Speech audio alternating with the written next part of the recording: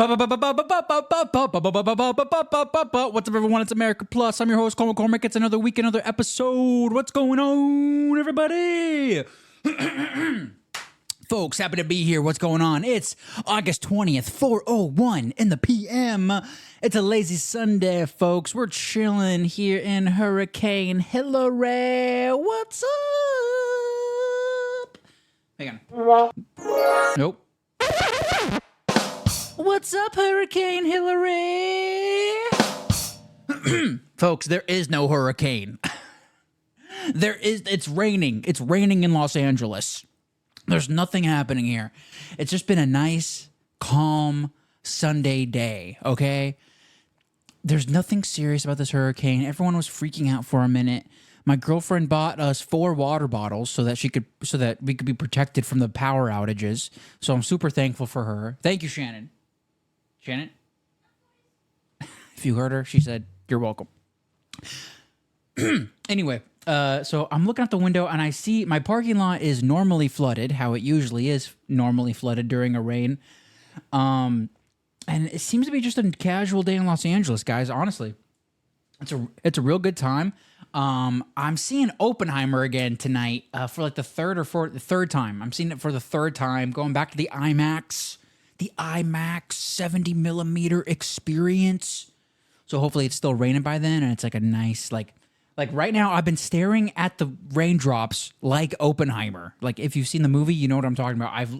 The whole day today, I've been staring at these raindrops and just contemplating me watching Oppenheimer. In which case, the movie opens with Oppenheimer watching the raindrops. So it's just been this weird Inception thing. And it's all Chris Nolan, and it all comes back. Today's going to be a fun day, guys. We're talking a lot. So the last few weeks have been wild, right? We've been going through the narratives. We've been going through artists. We've been going through music value for value. We've been just celebrating a lot of things. And this week, I don't want to celebrate something. I want to just bring something to your attention real quick, folks. So with these narratives, the innovation, man, happening in America Plus. This is America Plus. What's going on in America? What's a narrative that's being pushed or evolving in America? Guys, I don't know if I even need to tell you this. Expect COVID protocols to begin rolling out middle of September. And I said, what else were you told? Basically that they believe this new variant's super bad and that they're doing the testing and that they should just get ready for a whole new rollout of what happened before. And this was Border Patrol connected people I was talking to, and testing at the border again and the whole shooting match. That's 2 federal agents that told me this yesterday. And then I went and looked at the news, and there they were saying Canada's looking at new restrictions again because of the variant, and so is the EU.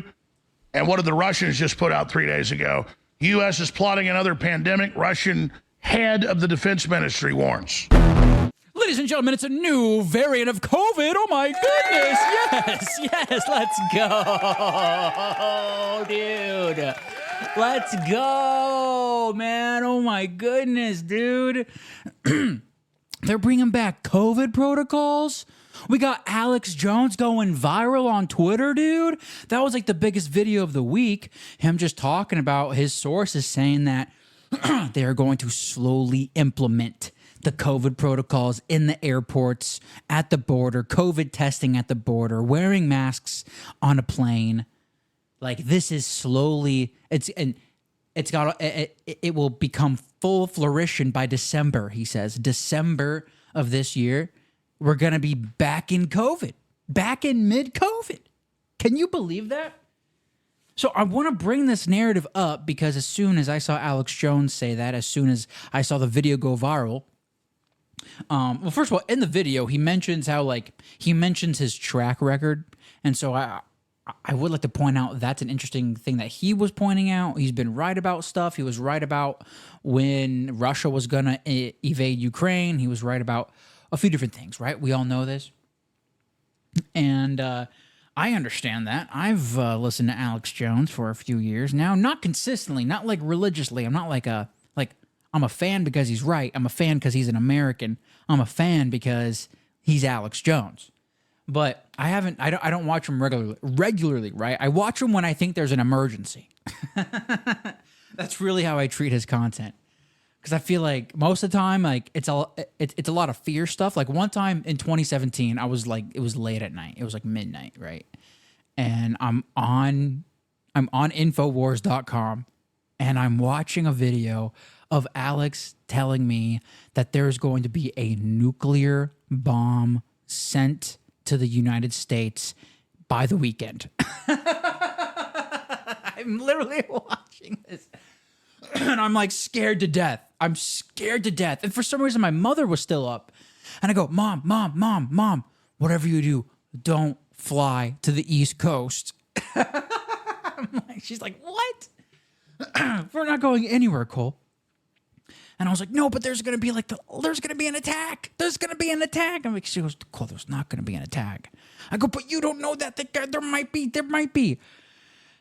And then sure enough, by the weekend, there was no nuclear bomb that came to America. So like that might have been a Alex Jones hyperbole or some sort of fib. I don't know what was going on, but all I know is that he's been accurate in the most emergent moments, and he's been less accurate when it's been less of an emergency. Okay, so that's what I'm trying to tell you right now. And I thought that we were like us, a culture, Earth, humans. I thought that we were getting out of it. I thought that we were getting out of this COVID narrative. I had suspicion that they might bring back certain medical narratives, but I really just didn't want to believe that they're going to bring back COVID. Like, I don't want it to be I guess it's always COVID, right? It's always going to be COVID. Is this, when it comes to global government, when it comes to the governments, specifically America, this is really America, because in that clip, he says Russia's statement was that America is leading it. America is starting another pandemic. So it's really, I say global government, it's really the American government who's like somehow trying to be in charge of the world, while there's this other world government that's trying to be in charge. There's like competing world governments. Do you see this? Like, that's what I see. I feel like there's like some people in the American government are in cahoots with the global, but then there's also like a side of the Americans that, they want America to be in charge. Is this an accurate view on the situation? Sometimes it feels like that way. Sometimes it feels that way to me, that there's like competing factions within the system that's already corrupt, and like each of them are just doing, like each faction is just aligned with one agenda, or like just a variant of an agenda.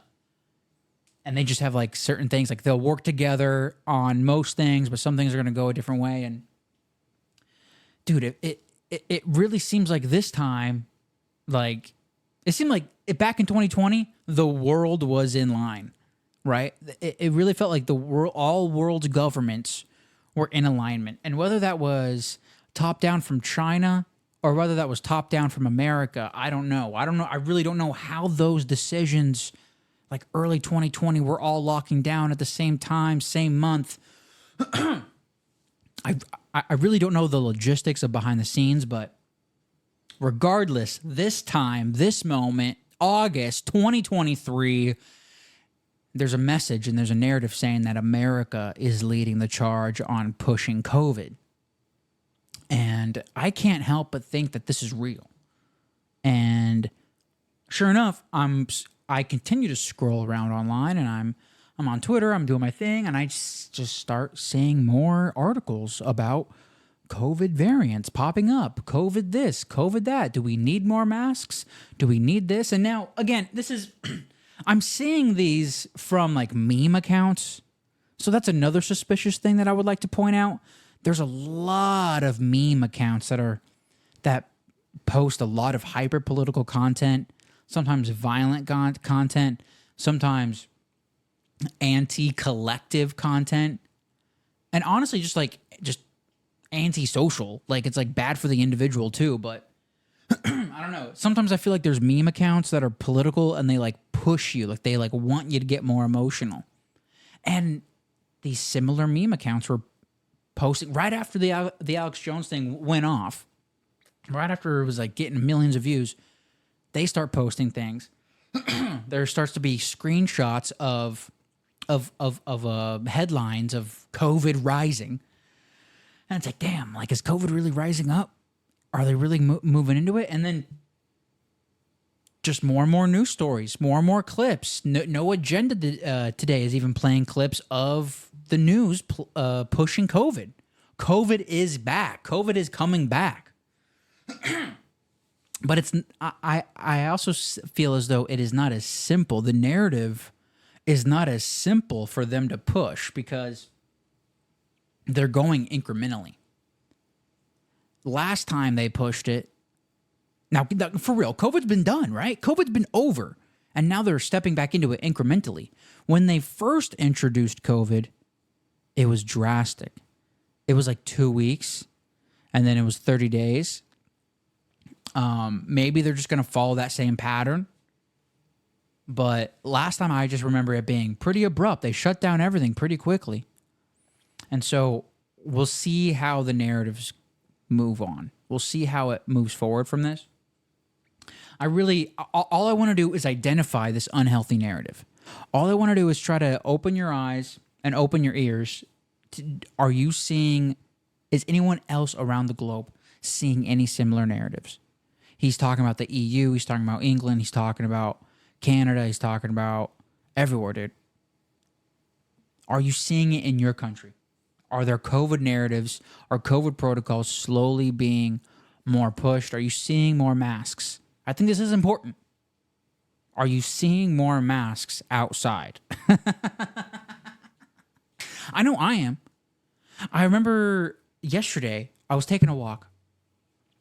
And I'm walking by the bus stop, and okay, hang on. Let me back up even further. The last few weeks, the last like few months, I have been walking by bus stops, and I've been seeing more and more bus drivers not wearing masks. Okay, that's been a sign for me. Is the bus driver wearing a mask? Yesterday, I saw a bus driver in the first few months, after months of not seeing one. I see a bus driver wearing a mask, a pretty thick, like pretty hardcore N95. Like it almost looks like a respirator, dude. Like it looks crazy. It looks like you got the crazy bus driver. But I see that. I see that after I see the Alex Jones video, and I'm like, oh shit! Like what is going on here, dude? Like, are they really pushing it? Like, what is that woman reading? Like, I want to know what she's reading. Like, they're saying it's more severe. They're saying, whatever they said in 2020. It's killing people. It's killing young people, killing black people, killing white people, killing these people. Whatever, dude. I guess I just want to express that I am, like, openly considering just being blatantly disobedient to these things. And we'll see if it goes into the workplace, right? We'll see if these narratives go into anywhere else. Hopefully we see people like not follow them. If this is real, dude, by mid-September, which is when I'm starting making the images for my for Magic Mushroom Fun Time, by the way, which is just like a silly coincidence. By mid-May, I'll be in imagery production for my short film, and COVID will be coming back. I totally lost my train of thought right now, dude. If they bring back COVID, then that would mean they need to have people comply. For a person to comply, they would have to believe the threat. They would have to believe the narrative. How many people are going to believe the narrative? That's a real question I have. If they're going to start pushing it at the border, like, I don't know, like, if you got to come into the country and you got to do a test, like, are you going to reject that? Like, what are you going to do if, it's clearly just something for control. It's a mechanism for control. Do you really think they care about the health? Do you really think that this test is going to help the situation? And then for them to push masks on planes, like, the data was clear. COVID was never spreading on planes to begin with. Like, we don't even need to go into that. Like, this is not even a COVID science thing, dude. I'm assuming that we're on the same page, that we're just beginning with COVID's stupid as fuck, and how are we gonna get through it? How are we gonna push back? How are we gonna walk the line? You know, that's what I'm trying to navigate right now. And what I'm hoping is that there's other people thinking that as well, because if there's anyone traveling and they got to wear a mask, you know, I sure as hell hope that there's some people who are just saying like, fuck you, I'm not wearing this fucking mask. Like, and is there a pilot going to really like land a plane, emergency land a plane in 2023? Is there a pilot that would follow some protocol that would require him to land the plane because this passenger is not wearing a mask? I certainly remember those stories in 2020. Like, how deep is it really going to go? How far is it really going to go? And how much will people really listen? Those are two super important questions.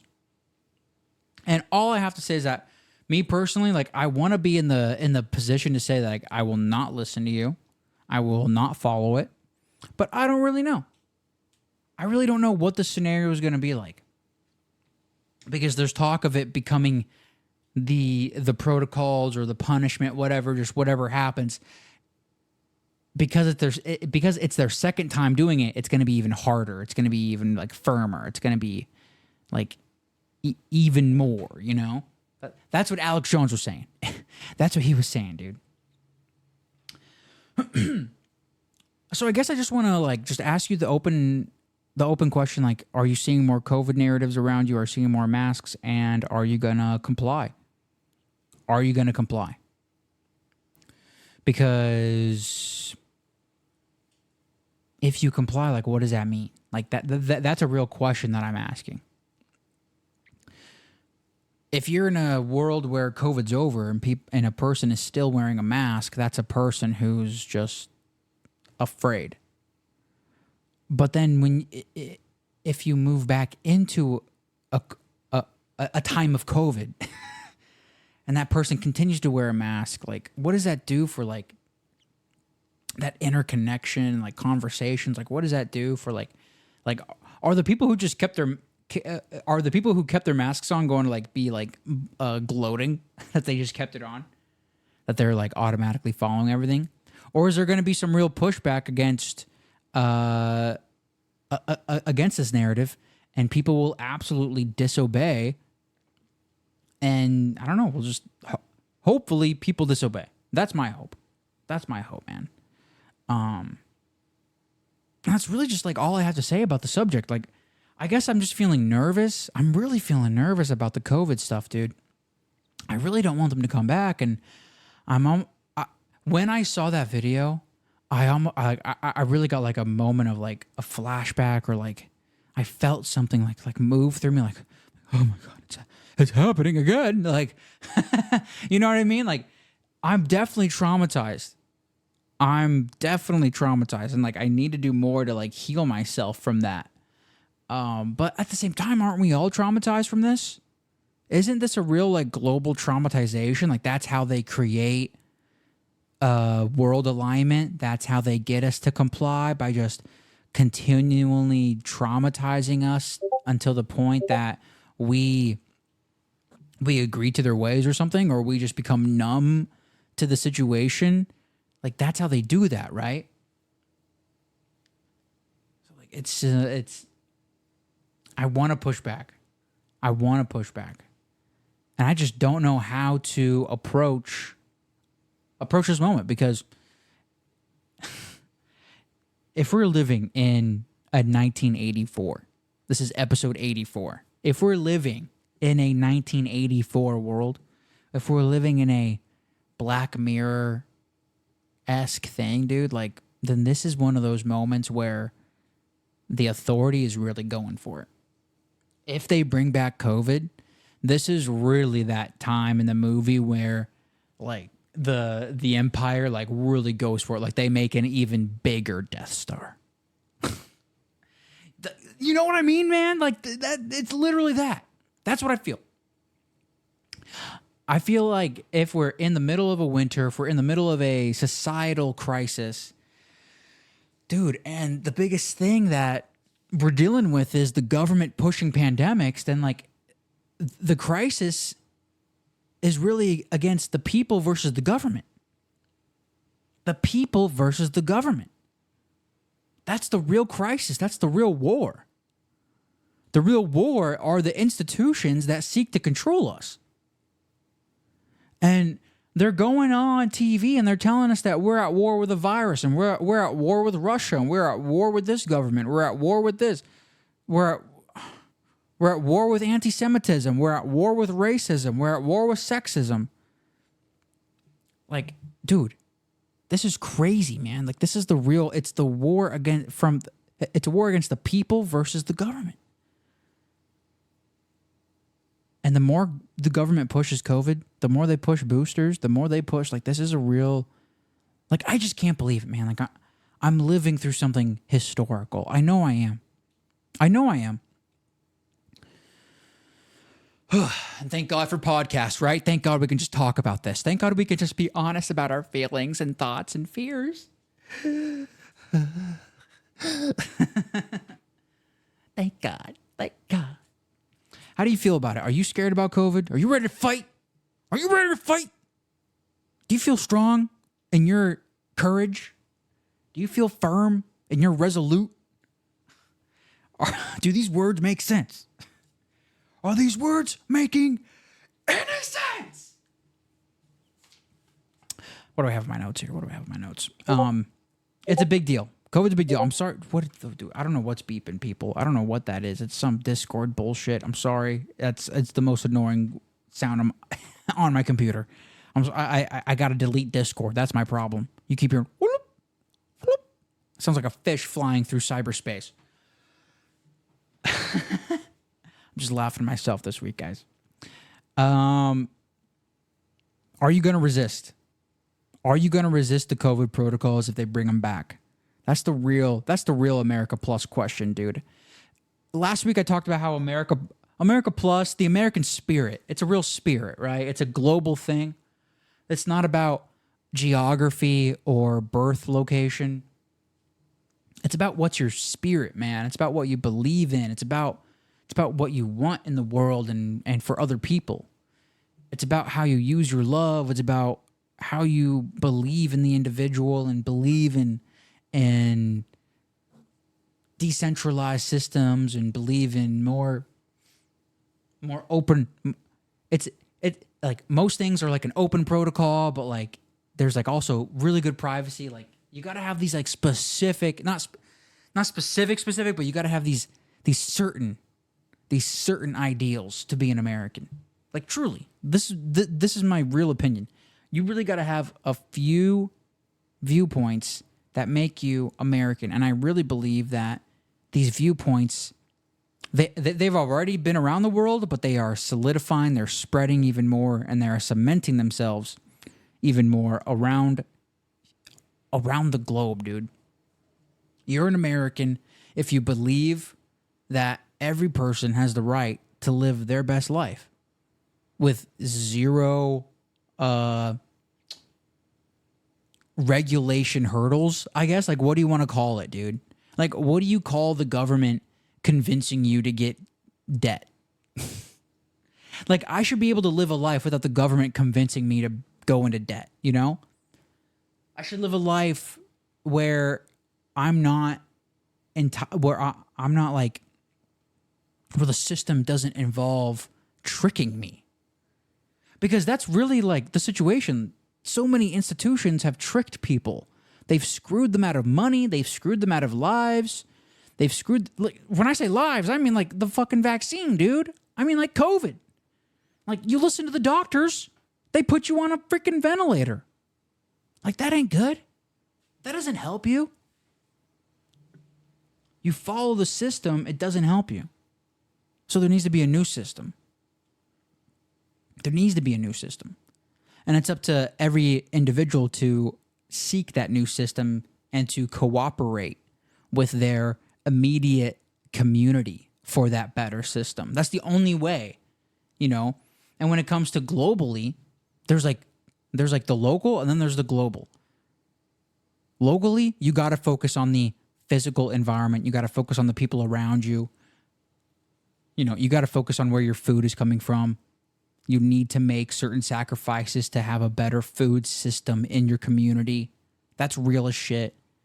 And when your food system is better, then you can have a better health system. More people in your community will be less dependent on medicine, on any other systems benefits. So like that's one way to get healthy.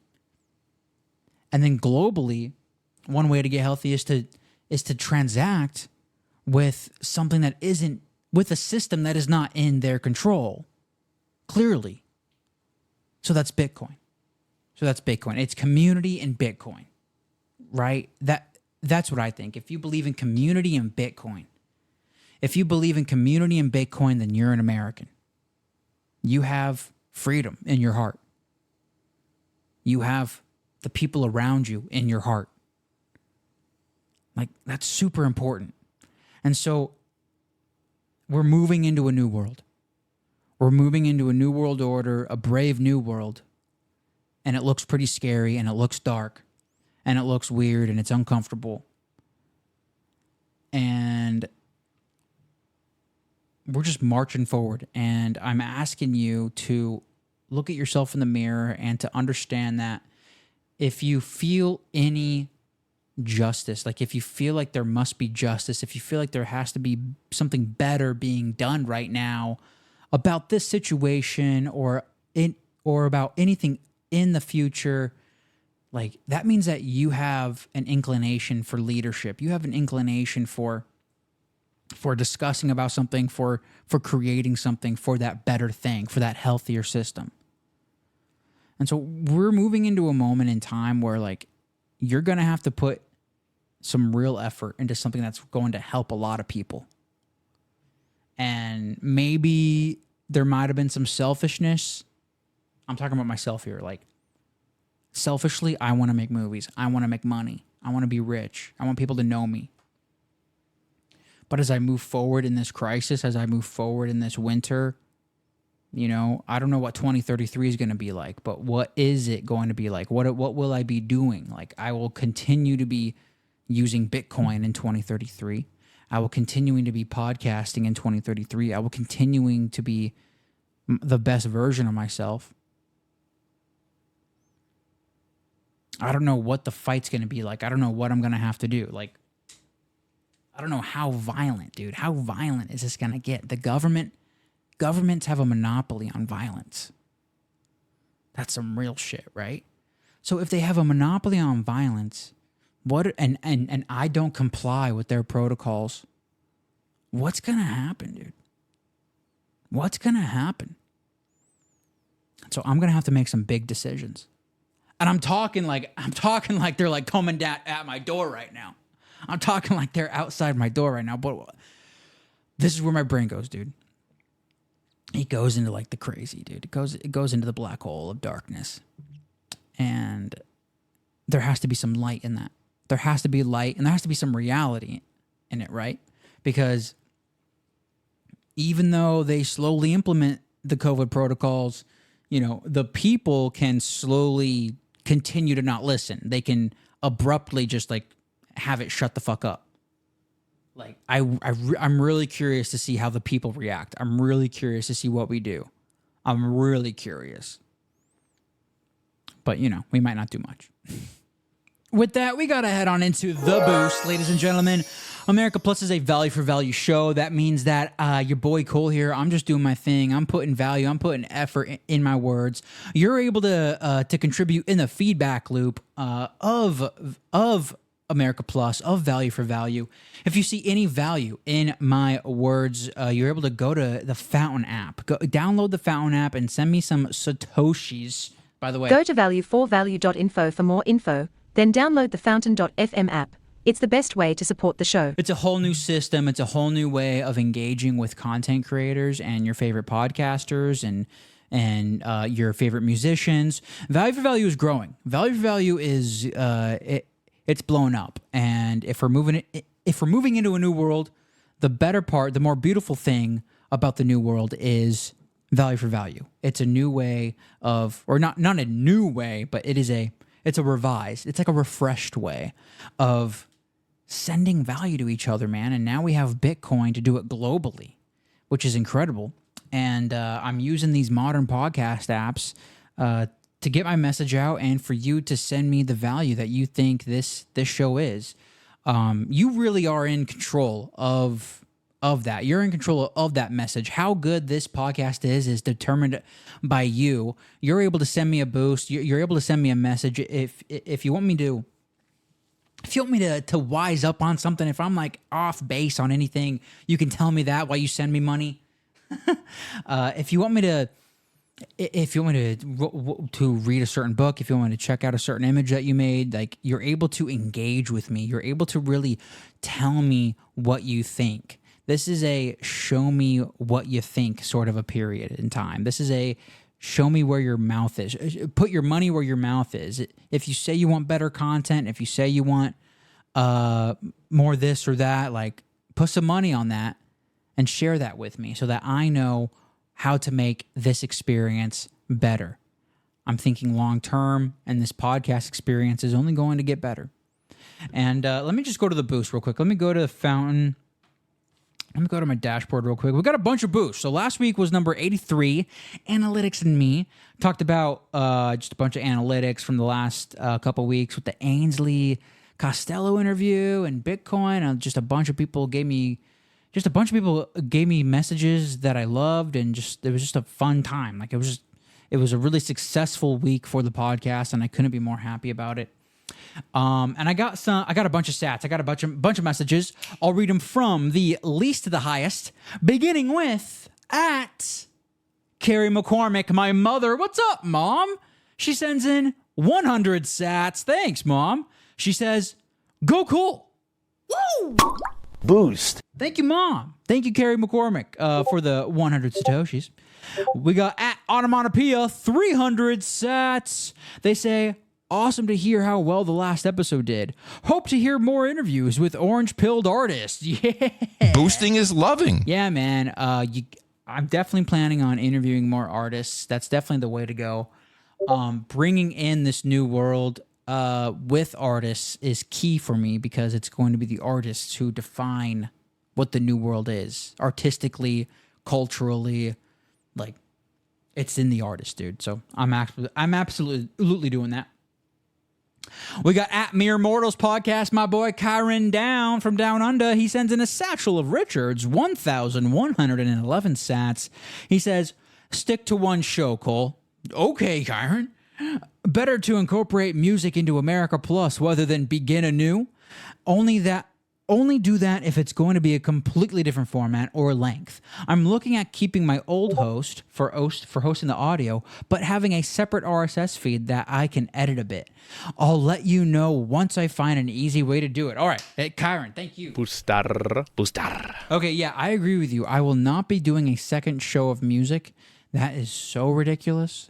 But I will be adding in more music to this experience, and I'm waiting for my hosting company to integrate SplitKit.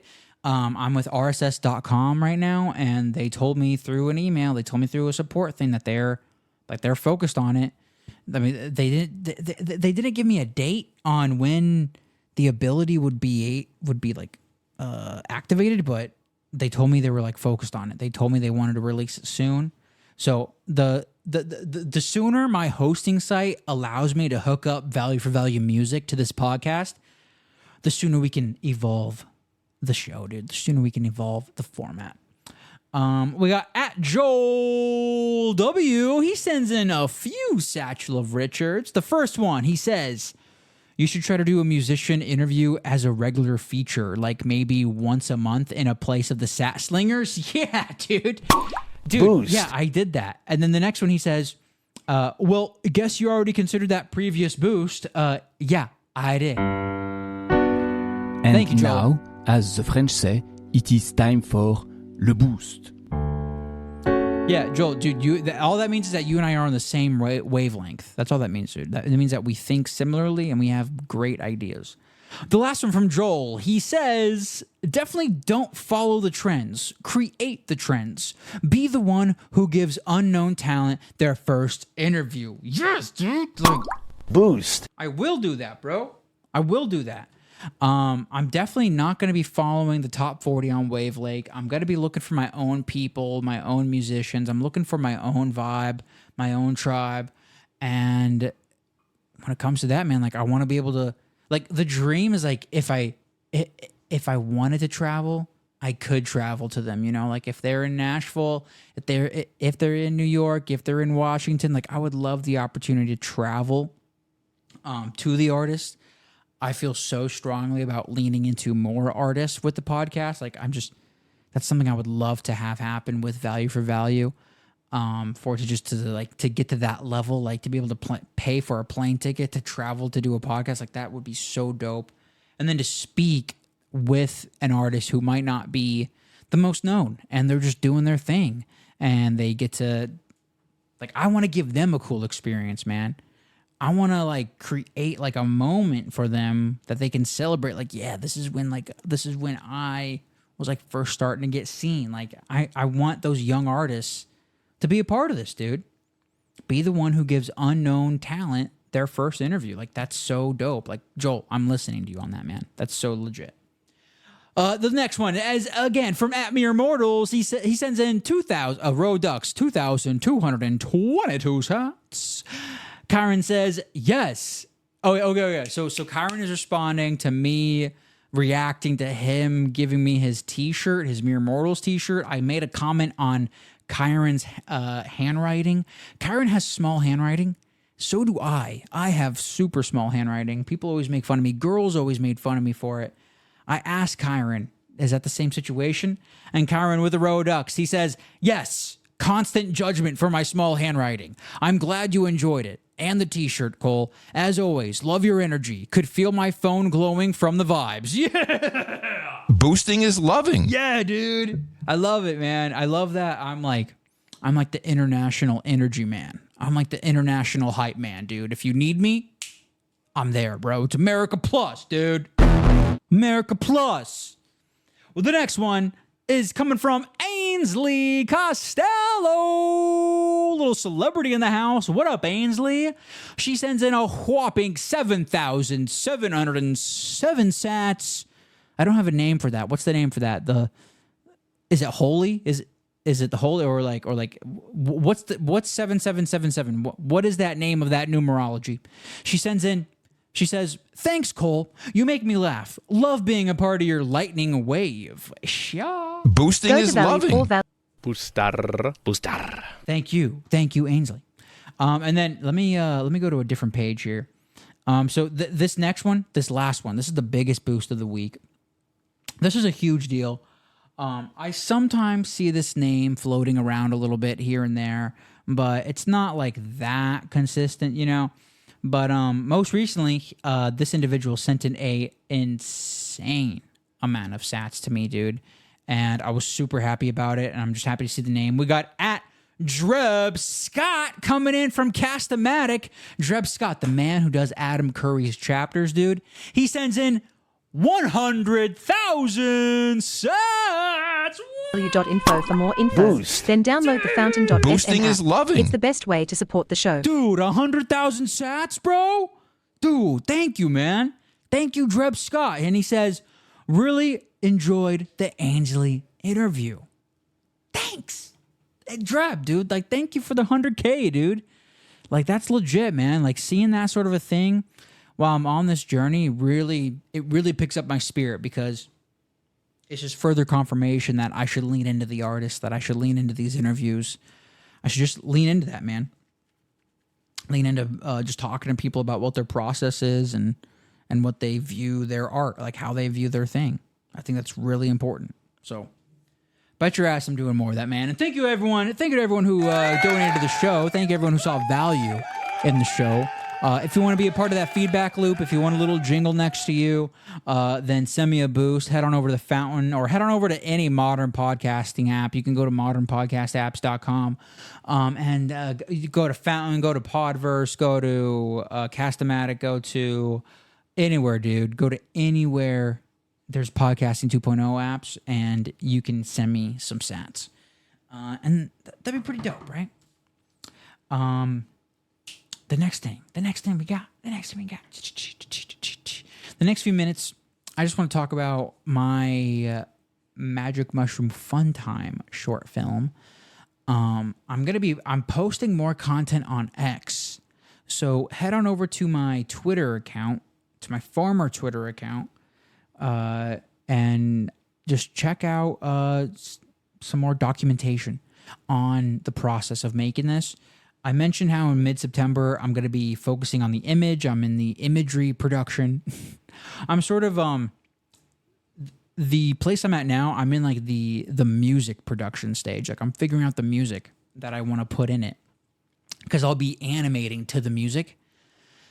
And I'm happy to say that this week I found my first song. I'm pretty sure I'm going to be using 3 songs. I think that it would make sense to have 3 pieces of music. And I found my first one. I found my first piece of song, and I don't want to tell you it. If you search around online, you might figure it out. But I don't want to tell you because I want it to be a bit of a surprise, or like just a bit of a... I just want it to be its own thing. I want it to let its I want it to breathe its own energy, if that makes any sense at all. I don't want to, like, when I listen to it, like I don't want to like ruin it. Like I don't want anyone to get bored with it. Like I want it to be the full experience. So I don't want to share the song and think that you don't like it and then you not be into the short film. I want to hold on to this, and I want to allow my visions to develop, and I want to allow the images to come into clear, and I want to see it unfold before I share you the song. But if you search around online, you probably can figure it out. Like if you know what I'm going for, you can probably figure it out if you're on Wavelake.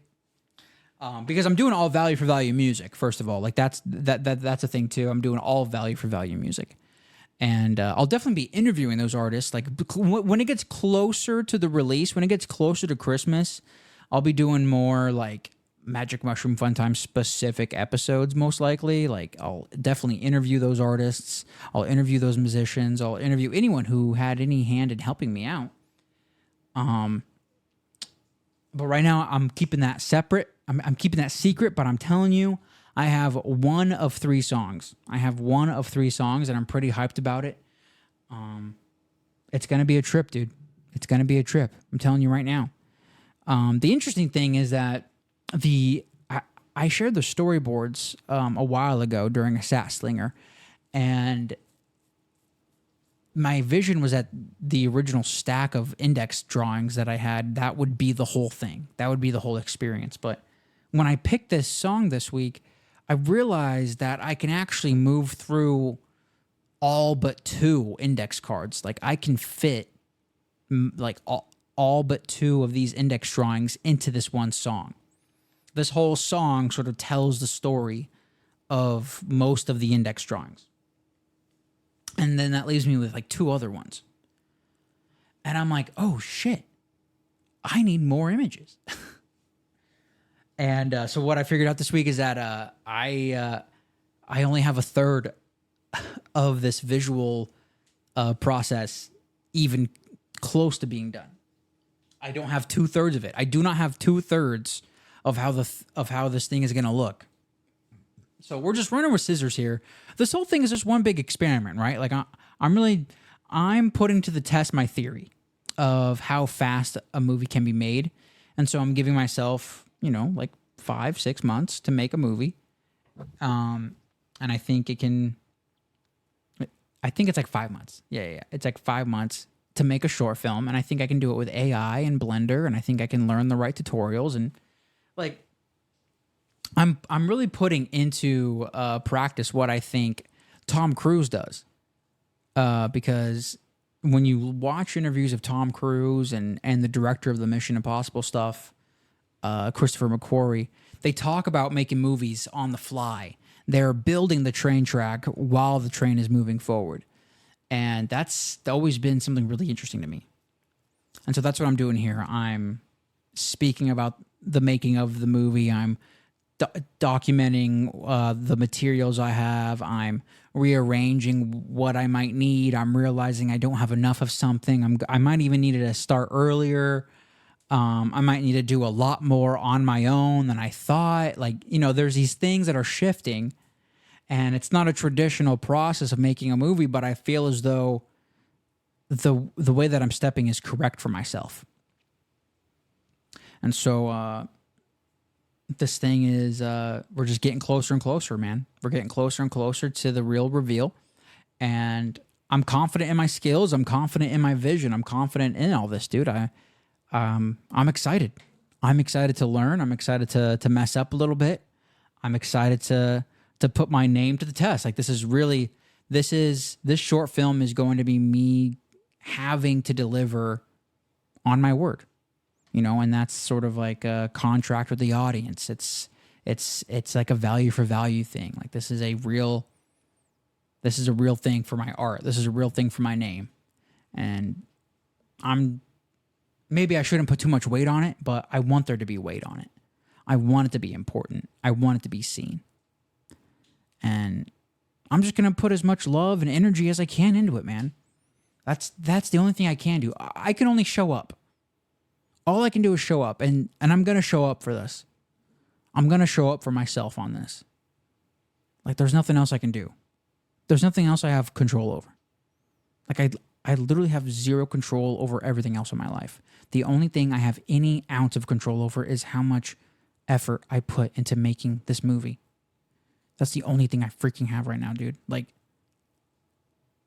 I can control this. I can tell the story that I need to tell.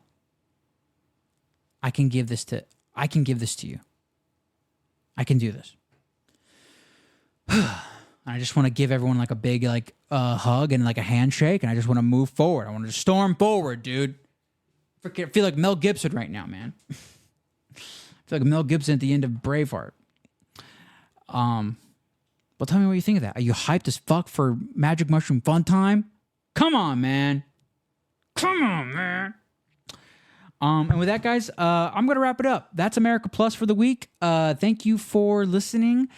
Tune in next week as we talk about more narratives and we just continue to innovate into the new world. That's America Plus, bitch. Stay free.